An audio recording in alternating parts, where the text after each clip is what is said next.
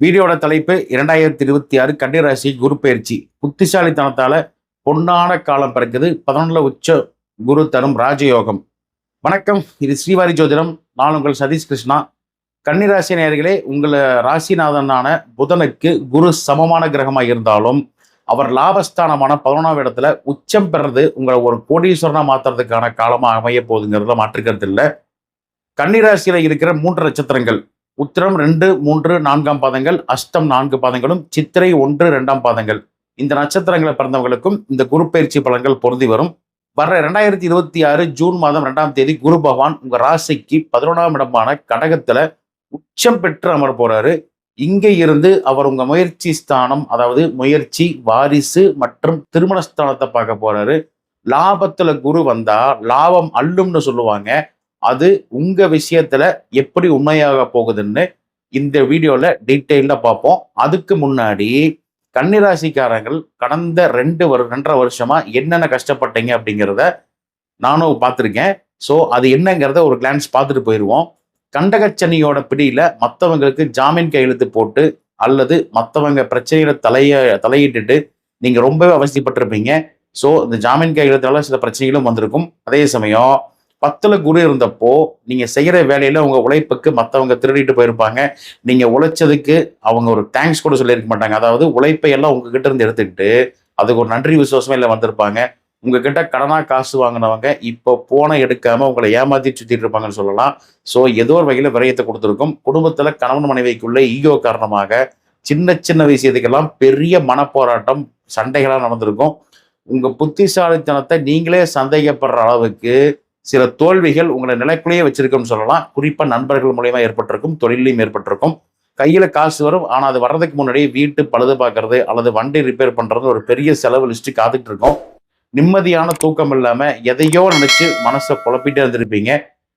உறவினர்கள் முன்னாடி ஒரு மரியாதையான இடத்தை பிடிக்க முடியாம ஏளனமான பார்வைகளை நீங்க சந்திச்சிருப்பீங்கன்னே சொல்லலாம். பூர்வீக சொத்து விவகாரங்கள்ல உங்களுக்கு தர வேண்டிய பங்கை தராம இழுத்தடிச்சிருப்பாங்க ஒரு சிலருக்கு. மொத்தத்துல நம்ம யாருக்கு என்ன பாவம் செஞ்சோம்னு விரக்தியில இருந்தக்கூடிய காலகட்டம் தான் அதிகமா இருந்திருக்கும். கன்னிராசிக்காரர்களுக்கு இந்த குரு தரக்கூடிய அதிரடி மாற்றங்கள் அப்படின்னு பாக்குறப்போ நிதி மற்றும் லாபம் உயர்வு இந்த காலகட்டத்துல 11ல உச்சகுரு. 11ல உச்சகுரு வரக்கூடிய காலகட்டத்துல உங்களோட முதலீடுகள் எல்லாமே இப்போ பல மடங்கு பெருக போகுது. இதுவரைக்கும் பட்ஜெட் போட்டுட்டு வாழ்ந்துட்டு இருந்த நீங்க இனிமேல் நீங்களே மற்றவங்களுக்கு பண உதவி செய்யற நிலைக்கு உயர போறீங்கன்னா அதுல மாற்று கருத்தே இல்லை. முக்கியமா ஷேர் மார்க்கெட்டு, கமிஷன் மற்றும் ஏஜென்சி தொழில் இருக்கிறவங்களுக்கு, இந்த கன்னிராசிக்காரர்களுக்கு இது ஒரு கோல்டன் பீரியடா இருக்கும்.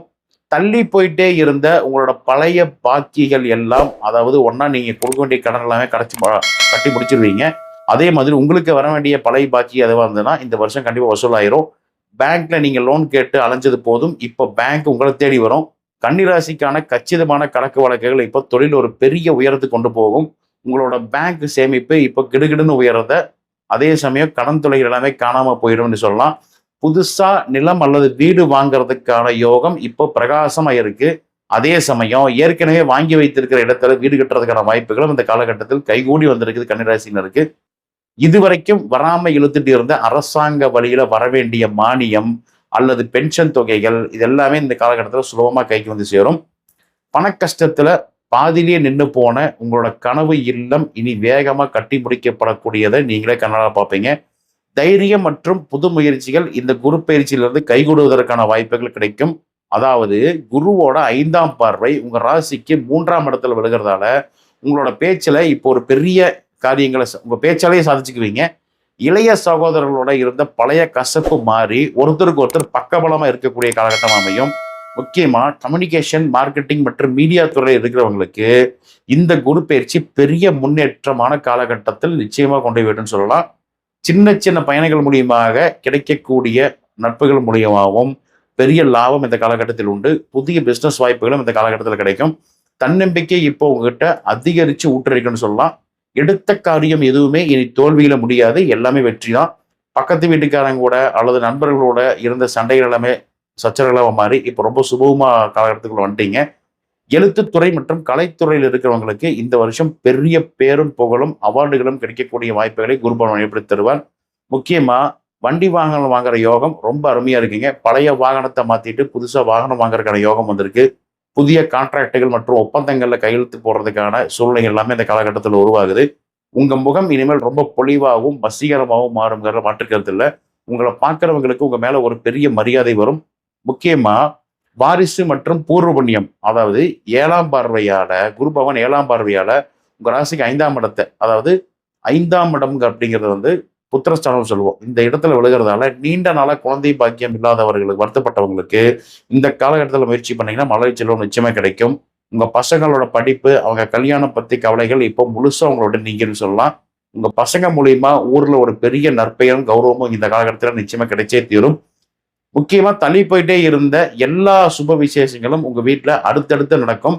இத்தனை காலமா உங்க பூர்வ புண்ணியம் உங்களுக்கு துணை செய்யலைன்னு வருத்தப்பட்டவங்களுக்கு இப்போ அது எல்லாமே சாதகமா மாறும். குலதெய்வ அருள் நிச்சயமா அந்த காலத்தில் கிடைக்கும். முக்கியமா காதலிக்கக்கூடிய மாணவர்கள், அதாவது வயசு வந்து காதலிக்கக்கூடியவர்களுக்கு இந்த காலகட்டத்தில் திருமண யோகம் கைகூடி வர்றதுக்கான வாய்ப்புகள் இருக்கு. பெற்றோர்களோட சம்மதமும் இந்த காலகட்டத்தில் கிடைக்கும். கலைத்திறமைகள் வெளிப்படுத்து மற்றவங்களுக்கு முன்னாடி உங்களோட திறமைகள், மறைமுக திறமைகள் எல்லாமே இந்த காலகட்டத்தில் வெளிவரும்னு சொல்லலாம். அதனால பாராட்டும் கிடைக்கும். மந்திர சித்தி மற்றும் ஆன்மீக ஞானம் உங்களுக்கு இந்த காலகட்டத்தில் அதிகமாகவே கிடைக்கும்னு சொல்லலாம். முக்கியமா பழைய குலதெய்வ நேர்த்தி கடன் ஏதாவது இருந்ததுன்னா அதை நல்லபடியாக முடிக்கிறதுக்கான வாய்ப்புகள் அந்த காலகட்டத்தில் கிடைக்கும். உங்க குடும்பத்தில் இருந்த அந்த பெரிய பெரிய தோஷங்கள் எல்லாமே விளைக்கணும். அடுத்ததா இந்த 90s கிட்ஸ் இருக்காங்க பாருங்க, அவங்களுக்கு திருமணம் மற்றும் வெளிநாட்டு வாய்ப்புகள் அந்த காலத்தில் கிடைக்கும். குறிப்பா குருவோட 9ஆம் பார்வை உங்க ராசிக்கு 7ஆம் இடத்துல விழுகிறதால தள்ளி போயிட்டே இருந்த கல்யாண பேச்சுவார்த்தைகள் இப்போ நிச்சயமா சுபமா முடியும். கணவன் மனைவிக்குள்ள இருந்த ஈகோ பிரச்சனை எல்லாமே மறைஞ்சு ஒருத்தர் நல்லா புரிஞ்சு நடந்துக்குவீங்க. கூட்டு தொழில் பண்றவங்களுக்கு இந்த வருஷம் ஒரு பெரிய திருப்பு முனையாக அமைய போவதுகளை மாற்றுக்கிறதே இல்லை.